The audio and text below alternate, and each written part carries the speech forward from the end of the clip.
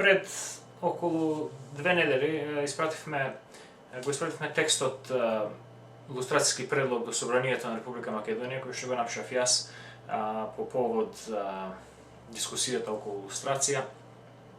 Го испративме до Бранко Геровски, моментално уредник на порталот Плюс Инфо, и мислам дека е исто така еден од уредниците на Фокус.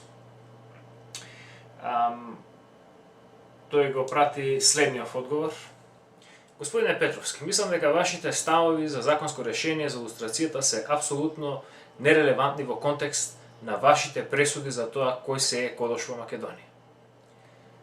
Искрено не ме изненади одговорот од Геровски, иако реално зборувано нема врска неговиот одговор со она што е напишано во колумната.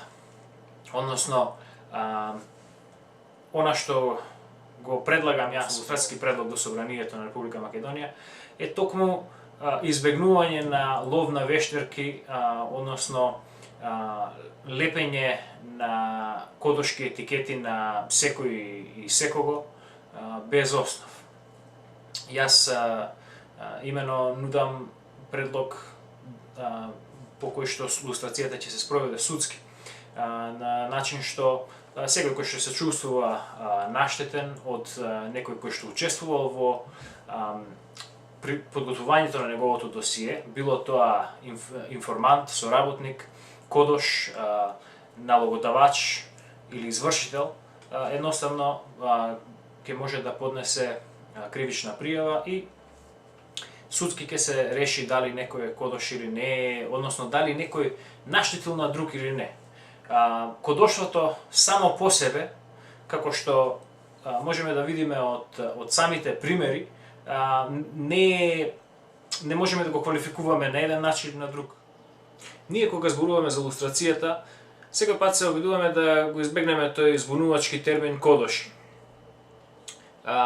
Очигледно е дека имало премногу видови на луѓе кои што соработувале со службата и не може со еден ерга омнес термин да ги залепиме сите како кодоши и на тој начин да ги осудиме.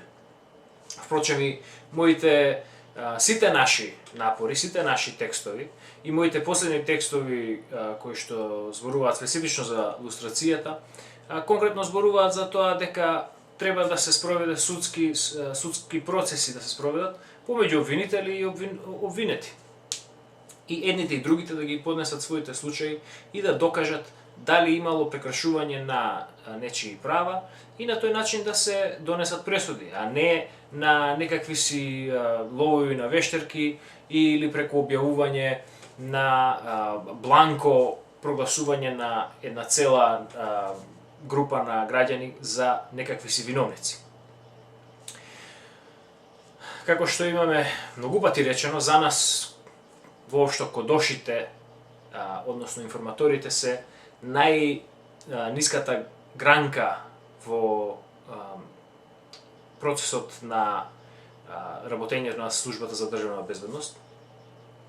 И има премногу типови на луѓе кои што на еден начин или на друг соработувале со службата, за да можеме сите да ги обоиме со една четка. Ќе прочитам дел од содржината на една службена белешка, која што е од обавен информативен разговор со воено лице од Куманово, кое што службеникот се обидува да го процени дали ќе биде добар за користење понатаму во нивната обработка на Јордан Петровски. Белешката оди вака. Во текот на разговорот, помеѓу другото, изворот рече дека со П.О. Црни се има запознаено пред една година и тоа преку трето лице. Истиот воопшто не се чувствува близок со него. Во неколку навради изворот со друштво бил во локалот кај Петровски, меѓутоа никогаш не бил кај него сам.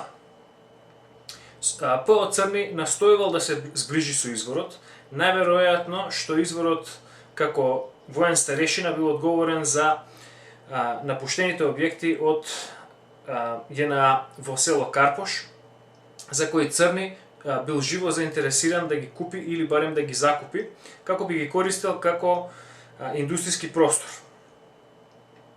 Како АИБ ја проширил својата производна фабрика со трикотажа и конфекција. Во досегашните контакти ПО Црни немал пројавено било каков интерес пред изворот. За него изворот рече дека е доста близок со трето лице, за кого знае дека е исцрнето.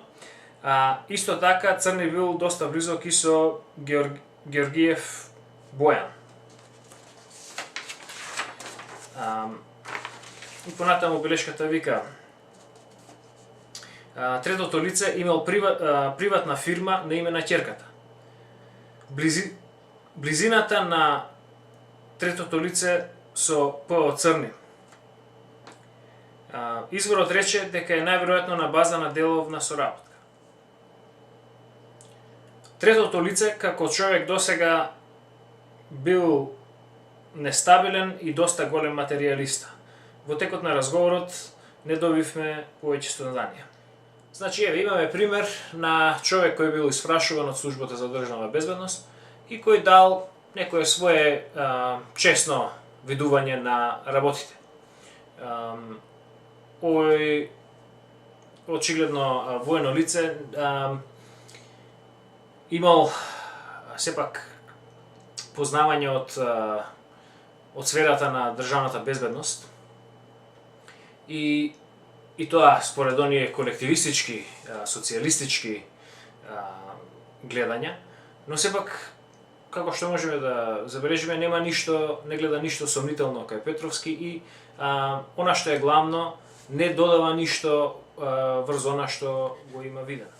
Сега ќе понудам еден друг пример, каде што ќе видиме сосема различно однесување на човекот кој што дава информации до службата за државна безбедност. Имено, службената белешка е од 5 октомври 1995 година. Ова е многу интересен датум, бидејќи станува збор за 2 дена после атентатот на Киро Глигоров.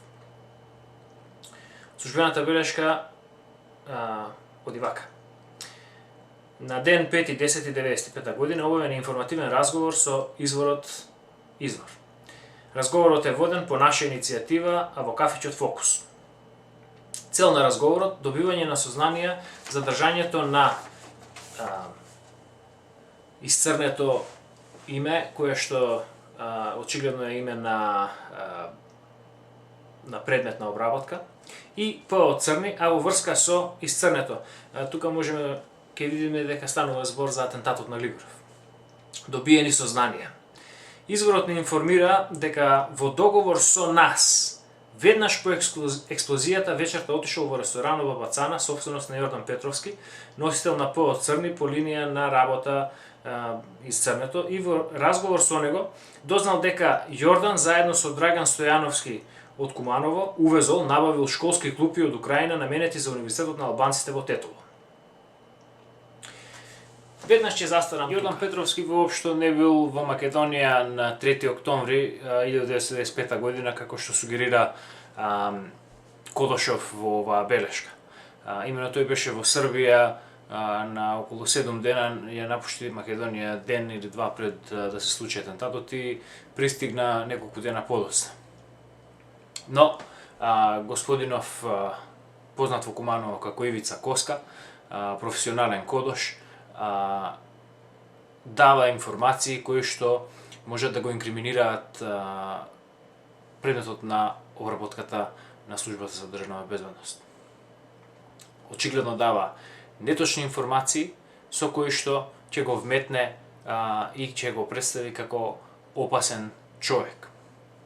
Понатаму, во врска со наводната набавка на мебел за Албанскиот универзитет во Тетово, во тој период поголемиот дел од кумановската јавност знаеше дека всушност Јордан Петровски набави мебел за училиштето браќа Миладиновци, кој што дели просторија со Крсте Мисирков за 3 училници. Тоа се случи околу година дена порано. Значи, тој ги употреби информацијата, односно деловна информација која што беше точна дека имаше набавка на мебел, ја злоупотреби да направи дека набавил мебел за Албанскиот универзитет. Од досието на Блажо Стојановски ќе употребам една службена белешка, каде што изворот е еден од колегите на Стојановски, еден од членовите на претседателството на УНСМ, и тука гледаме дека тој напросто информира, најверојатно со цел да се здобие со, односно да го истисне Блажо од претседателството или да се стекне со некоја лична корист. Разговорот беше овој на иницијатива на изворот. Понатаму читам. Причини поради кои овој информативниот разговор.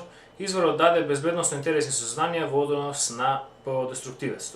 Добиени податоци од делокругот на ДБК. Оваа недела Блаже беше присутен во подрачјето неколку дена. Со Блаже се сретнав на 26.2.1997, при што пред мене го изнесе следното. УНСМ е спремен за генерален штрајк, кој требало да биде изведен во Скопје. На штрајкот ќе земат учество стечајните работници и така натаму. Значи, едноставно, човекот дава голи информации за она што се случува. Значи, она што е клучно за денешното излагање е да заклучиме дека владата, па дури и опозицијата, на еден многу перфиден начин се обидуваат да створат забуна во јавноста. Кодошите, едноставно да направиме црна листа на кодоши е безпредметно. Она што мораме да го спроведеме е мораме да спроведеме правдата. На оние кои што се оштетени мора да им се врати она што им е одземено. Доколку некој соработувал, активно работел на оштетувањето на друга личност, тој мора да плати и да го обештети оштетениот. Но која е поентата, која е целта доколку ние направиме една црна листа и речеме овие луѓе се кодоши, а дали наштетиле нешто на друг или не, да не го земеме в предвид. Она што целта на ваквите забуни кои што се прават е секако да се сочува службата за државна безбедност каква што е, да продолжи да ровари низ македонската јавност, да продолжи да одзема од едни, а да дава на други, да продолжи да го држи естаблишментот на власт. И затоа гледаме од двете страни, и од власта и од опозицијата, гледаме еден здружен напор да се држи целата лустрација да не помине. Сето ова да се држи, народот да се држи во забуна и постојано да се фрлаат едни или други моменти кои што немаат врска со суштината.